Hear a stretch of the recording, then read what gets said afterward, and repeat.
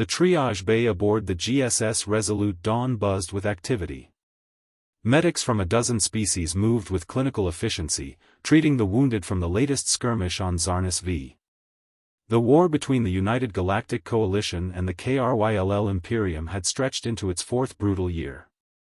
Among the wounded were 3 humans, green berets, bloodied, half-conscious, and strapped to gurneys. Their armor was scorched, helmets cracked, and weapons destroyed. Compared to the hulking reptilian Agari or the insectoid Cloutheri soldiers, they looked fragile. Pathetic, even. Commander Geron, a towering Bracken officer with plated red skin and 6 muscular arms, stood at the edge of the bay. He narrowed his eyes at the human soldiers. "These are the legendary Earth warriors," he snorted in Galactic Common. "I've seen juveniles on my homeworld who look more threatening after a playground fight." Laughter rippled through the room.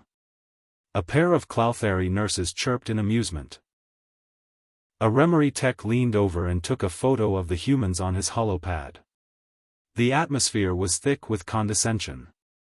Sergeant Jace Rowan, barely conscious, cracked open one swollen eye. Blood ran down his temple, and his ribs screamed with every breath, but he heard them. Every word. The medics didn't notice the small, steady smile that curled at the corner of his lips.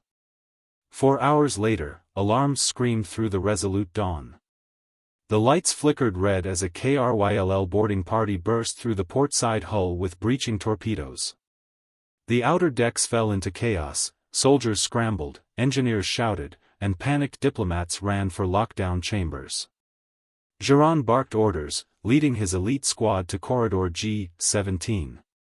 It was supposed to be a straightforward cleanup operation. The KRYLL had never breached a coalition ship this deep before. Until now. As they turned a corner near the cryolabs, a blur of motion erupted from the shadows. Something hit Geron in the face, a steel pipe? A plasma battery? He wasn't sure, but he fell hard, his head ringing. One of his men let out a gurgling scream before being yanked into the darkness. The Cloutheri warriors' chittering stopped abruptly. A voice growled from the smoke. "Room clear. Time to hunt." Out of the smoke walked 3 figures, bleeding, bruised, half-dressed in shredded armor and hospital gowns. The Green Berets. Sergeant Rowan, Private Morales, and Corporal Tenor. No guns. No heavy weapons. Just blades, blunt tools, and raw fury. Geron scrambled back, horrified. "You're not cleared for duty. You're not even healed." Rowan leaned down, face smeared in blood, some of it his, most of it not. His voice was low, cold. "Pain means nothing. We're human." Then they vanished into the smoke again. By the time coalition reinforcements secured the breached decks, the KRYLL squad was gone, slaughtered. Shredded bodies lined the floor. One had been impaled on exposed piping.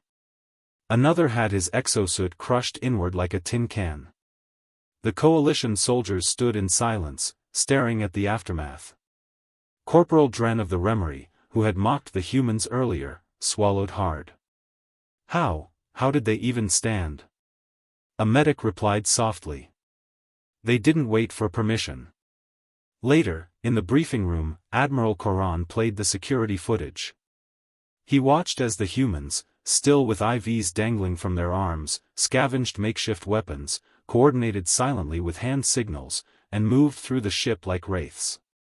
They took out a KRYLL heavy unit by detonating a fusion cell. One used a piece of ceiling tile as a blade. "They should have died," Geron muttered. Coran turned to him. "They didn't. And now we know why humans are labeled a Death World species." Geron looked again at the footage. Rowan's face, bloodied, grinning, wild-eyed, froze on screen. No armor. No meds. No backup. Just pure, unfiltered survival instinct. And the next time the coalition laughed at Earth's finest, they'd remember this day. END.